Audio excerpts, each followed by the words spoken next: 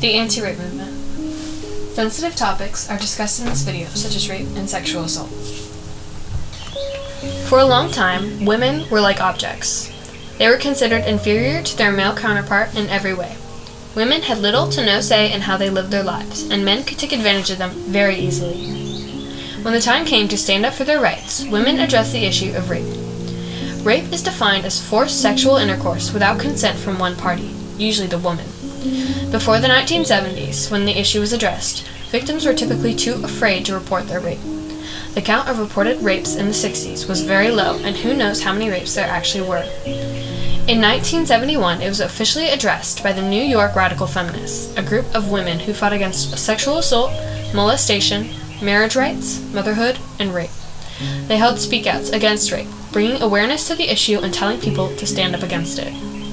The anti-rape movement of the 1970s is considered a frontier because this movement was the first time that women were able to create lasting change surrounding the laws and concept of rape. Throughout history, there have been a variety of ways to deal with rape. In the 11th century, the penalty for rape was death. Rape was considered property damage against the father or husband of the victim, not a crime against the victim herself.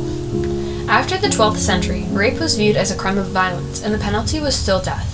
The victims were usually charged for the crime as well, probably under the notion that there was more they could have done to prevent the crime, so they were at fault as well. In the 15th century, the fathers and/or husbands of the victims would fine the rapist for their crime.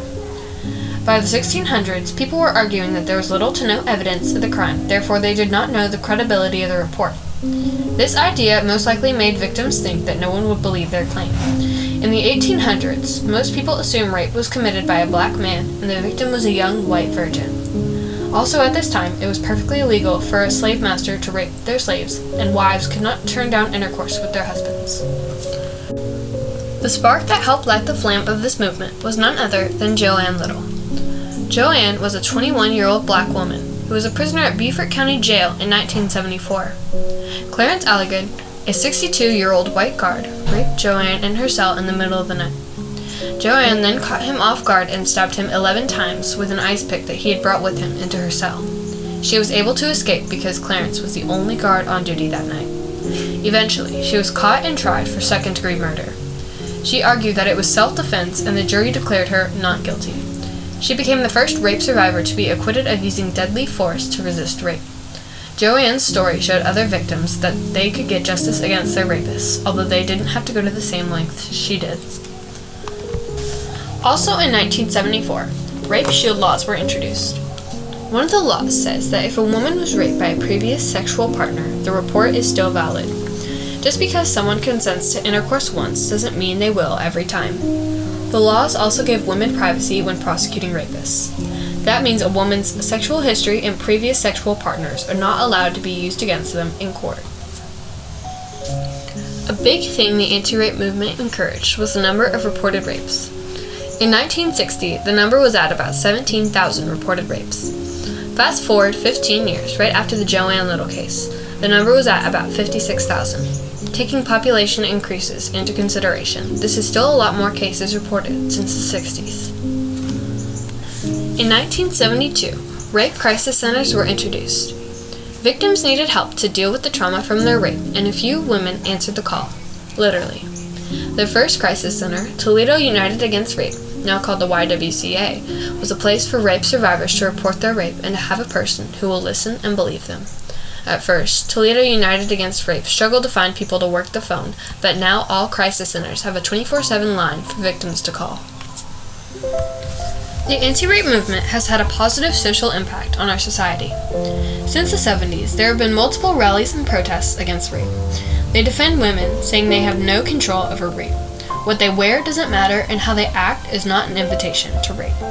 Crisis centers like the YWCA are national and most have a 24-hour call line for those who need to report rape, assault, or abuse.